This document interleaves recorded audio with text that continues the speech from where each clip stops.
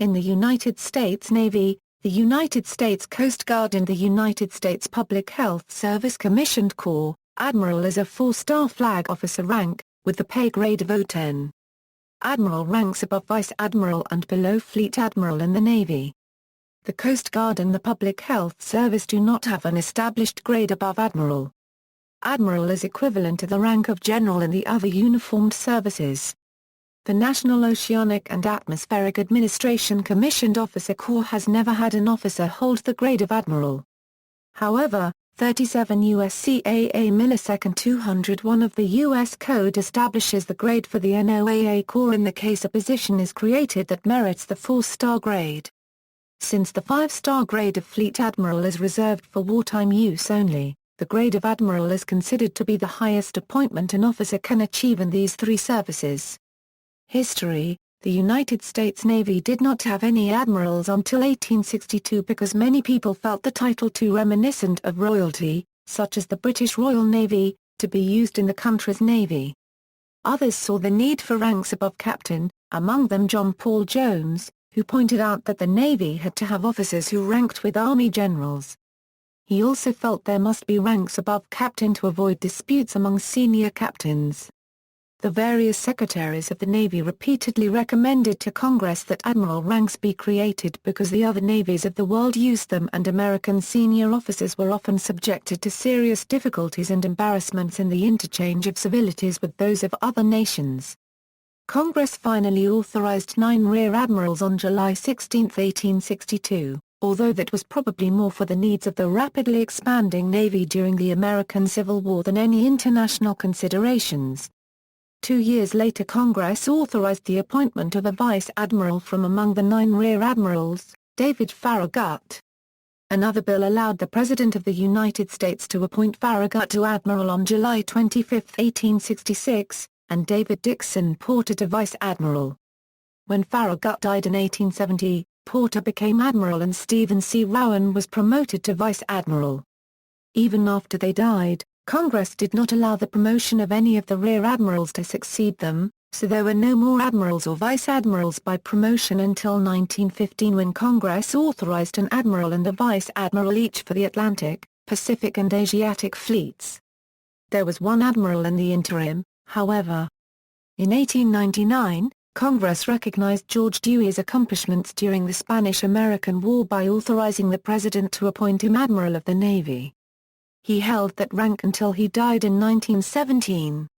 Nobody has since held that title. In 1944, Congress approved the 5-star grade of Fleet Admiral. The first to hold it were William D. Lee, Ernest J. King, and Chester W. Nimitz. The Senate confirmed their appointments December 15, 1944.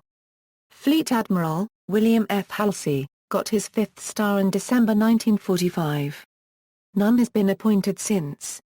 The sleeve stripes now used by admirals and vice admirals in the United States date from March 11, 1869, when General Order No. 90 specified that for their undress uniforms admirals would wear a 2-inch stripe with 3 half-inch stripes above it and vice admirals the 2-inch stripe with 2 half-inch stripes above it.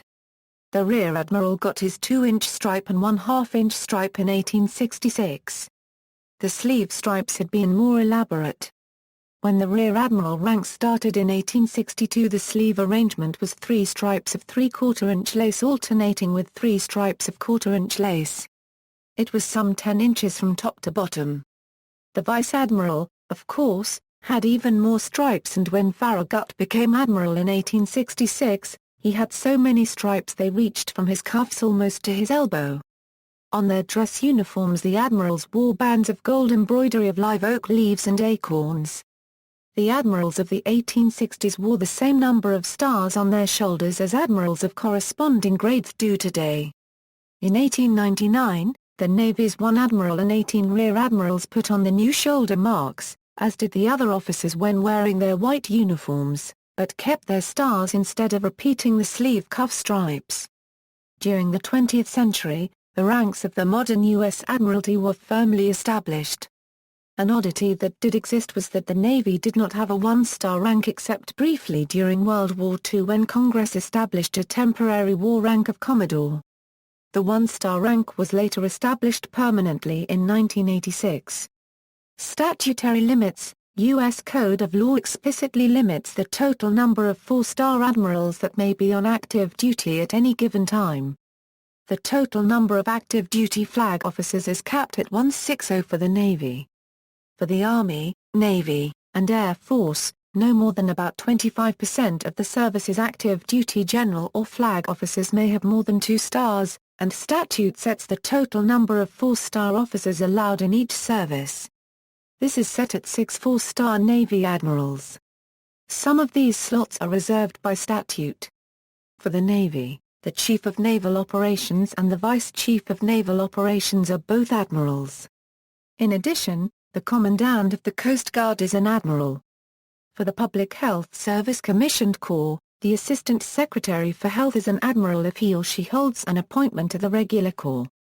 There are several exceptions to these limits allowing more than allotted within the statute.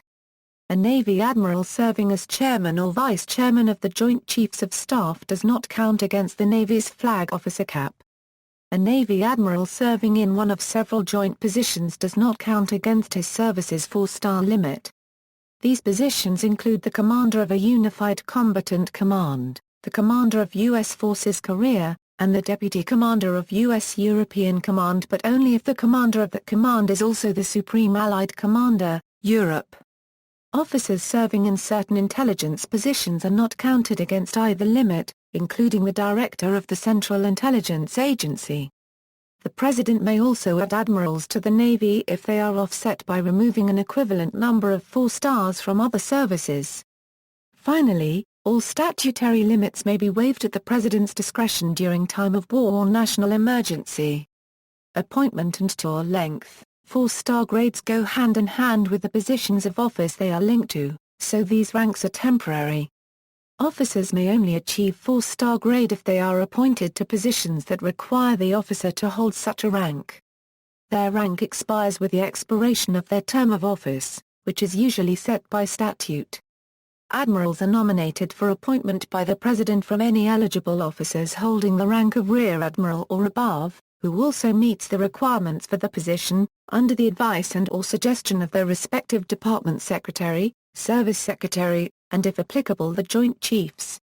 For some specific positions, statute allows the President to waive those requirements for a nominee whom he deems would serve national interests. The nominee must be confirmed via majority vote by the Senate before the appointee can take office and thus assume the rank. The standard or length for most 4-star positions is 3 years, bundled as a 2-year term plus a 1-year extension, with the following exceptions: the Chief of Naval Operations serves for 4 years in one 4-year term. The Vice Chief of Naval Operations serves for a nominal 4 years, but is commonly reassigned after 1 or 2 years. The Director of Naval Nuclear Propulsion serves for a nominal 8 years. The Commandant of the Coast Guard serves for a nominal 4 years. The Assistant Secretary for Health is a civilian appointee or a current serving member of the Public Health Service Commissioned Corps who serves for a nominal 4 years at the pleasure of the President. Note: extensions of the standard or length can be approved, within statutory limits, by their respective service secretaries, the Secretary of Defense, the President, and/or Congress, but these are rare, as they block other officers from being promoted. Some statutory limits under the U.S. Code can be waived in times of national emergency or war. Admiral ranks may also be given by act of Congress, but this is extremely rare. Retirement. Other than voluntary retirement, statute sets a number of mandates for retirement. 4-star officers must retire after 40 years of service unless he or she is reappointed to grade to serve longer. Otherwise, all flag officers must retire the month after their 64th birthday. However, the Secretary of Defense can defer a 4-star officer's retirement until the officer's 66th birthday, and the President can defer it until the officer's 68th birthday. Flag officers typically retire well in advance of the statutory age and service limits, so as not to impede the upward career mobility of their juniors.